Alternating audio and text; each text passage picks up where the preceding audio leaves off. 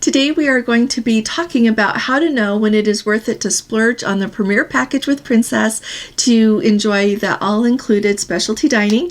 We've got updates from the Sun Princess, 2 big news stories coming out of Royal Caribbean, and finally an upgrade to a private island. So let's go ahead and get started.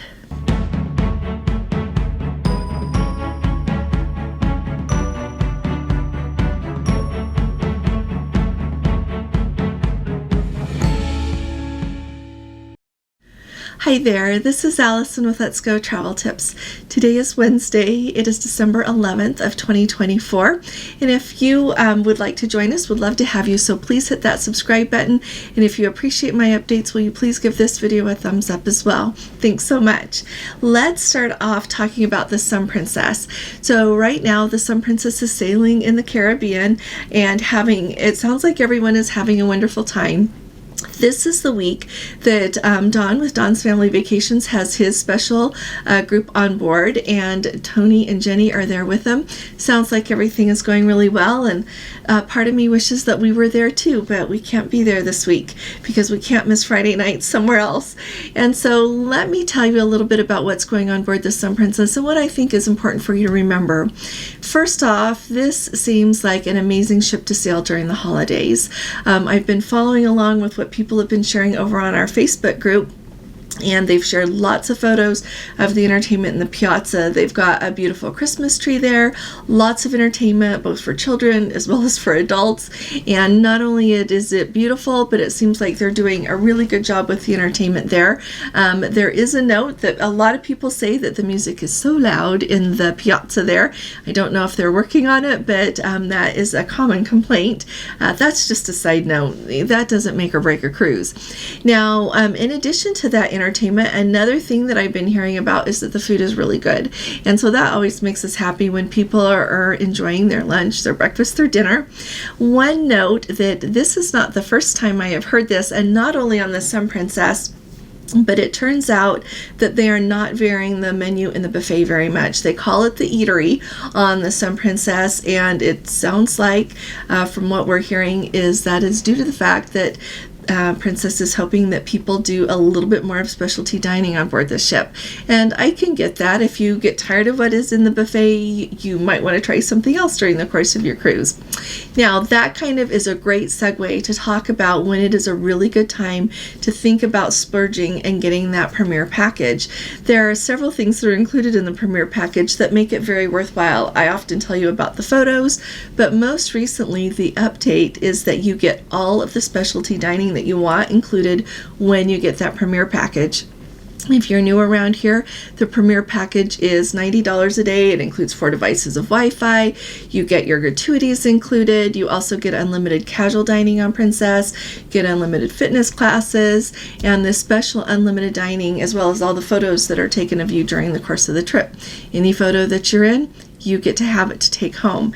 And so that's, to me, a big deal. But when you're thinking about when you want to necessarily splurge, if you want to go every time and always get the Premier Package, that's awesome. If you're someone that thinks, you know what, I can't always do that, how am I going to choose what ship to go on to really get the bang for my buck and so much to enjoy when it comes to specialty dining? And I would definitely say that's the Sun Princess, because there are so many dining options on board that ship. Remember that they have their experiential dining, so that's what your Love by Brito and the Spellbound are going to be, your chef's table, but all of the other dining options that they have got on board are absolutely spectacular, and they're included in the Premier Package. And the ones that stand out to me, last night someone said that the umai teppanyaki was excellent. When we were on this Sun Princess, Gordon sat over at the umai teppanyaki table, and I sat over at the hot pot, so we could both try it, and both were absolutely excellent. We tried the Butcher Block by Dario, the Crown Grill.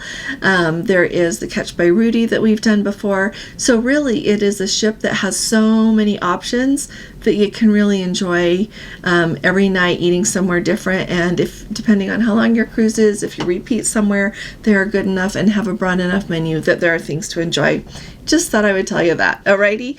Next up, let's talk about Royal Caribbean for a minute. So on Royal Caribbean, if you achieve their higher levels of loyalty, and you become like a diamond level member, you get to have 4 free drinks a day. If you are the diamond plus, you get 5 free drinks a day, and if you're pinnacle, you get 6. So how does this work? So you get these vouchers, you go to the bar, and they give you the drink that you ask for and take your voucher. And the thing that you need to keep in mind is historically, when people would use those vouchers, if they were asked for an alcoholic beverage, they would be given the alcoholic beverage, and it could still be closed. And so if it was like, for example, a bottle of beer, they would just hand them the bottle of beer, and then the person could open it, do whatever they wanted with it. They could even give it to someone else if they wanted. Well, recently, Royal Caribbean made the change that when you redeem your vouchers, that drink is actually going to be opened by the server and handed to you already open. And when they first made the change, that included all the beverages, and then there was kind of an outcry, and people said, that's not so cool. So they pedaled it back a little bit, and now it only applies to the alcoholic beverages. So if you ask for a soda, for example, with your voucher, you can have that closed and save it and drink it, later in your room, whatever it is you want to do. And looking at this, Royal Caribbean is citing that they want to make sure that people drink responsibly. To me, this actually makes some sense. They can give it open to the person, and that person can drink it. Then they wouldn't give it to somebody that is not old enough to have that kind of drink, or be anyway, I think they're doing this from a safety standpoint. So let me know in the comments if your loyalty is high enough with Royal Caribbean that you get these drinks and what you think of the change, okay? Next up, we've got that they're going to revamp a private island. So Half Moon Cay is a private island that has been welcoming passengers since like 1997 for a long time. And Holland America and Carnival Cruise Line together have announced that they are going in together, and they are going to do some upgrades, refurbishments on the private island. So right now you've got like a south side of the island that is used. They are going to build a pier on the north side of the island with a big enough pier so that Carnival Cruise Line's XL size ships can actually come and dock there.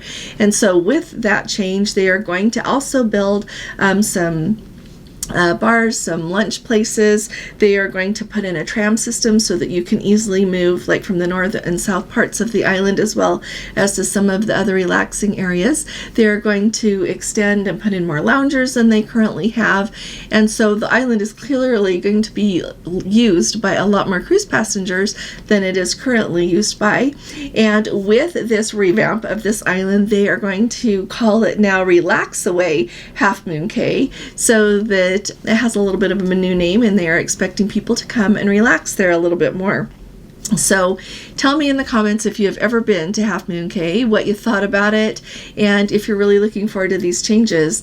I honestly think that this is a trend that we're seeing more and more as cruise lines are trying to make those private islands more of a destination. Clearly, this will be much nicer than it is. Not only are they going to add a lot to it, but they're going to spruce up the parts that are already there. So this will become much more of a destination, like we are seeing Royal Caribbean do with their private island, Carnival's private island. All of these things, I think, are really the direction cruising is going, because cruising is changing a little bit if you hadn't noticed. The last update I've got for you here today has to do with Royal Caribbean again, but this is important, so take note. Historically, there has been a lot of talk, and we've even had a lot of talk on our channel at different times about what it really means to have one device connected to the Wi-Fi on a cruise ship. And people have made it, some people have done it secretly, not so secretly, that they have thought that it is okay to bring a router and install that in the Wi-Fi system on the ship, so that then you can connect your devices through that router to the internet on the ship. Well, Royal Caribbean says we're not going to do that anymore. And what they're starting to do actually is confiscate routers. Now, of course, nothing is 100%. They are trying to do that. Of course, when they bring your luggage on board, they scan that and take anything that is not allowed on a cruise ship. And so they are starting to confiscate routers. And to me, it's a really interesting thing. To me, the router is the one item that is attached, the one device that is attached to the Wi-Fi, so you shouldn't get any more. But I know that there's a lot of thoughts about that. So in the comments, let me know what you think about routers being attached to the Wi-Fi. And if you think this is going to become a thing, I could easily see this spreading to other cruise lines, because once you connect that router, people want to do it to not only be able to add more devices, but if you're tricky about it, then you can, it's a little bit easier way. My understanding is to not exactly show where you are in the world. And so if you usually work from home and you want to work from a cruise ship this week, but you don't really want people at work to know that you're on a cruise ship this week, I think using a router might somehow help with that.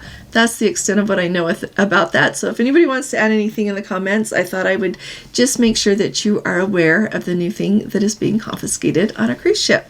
Let me know what questions you've got. Thanks for joining me today. I'll be talking to you all again really soon. You all take really good care. God bless you. Love you. Bye-bye.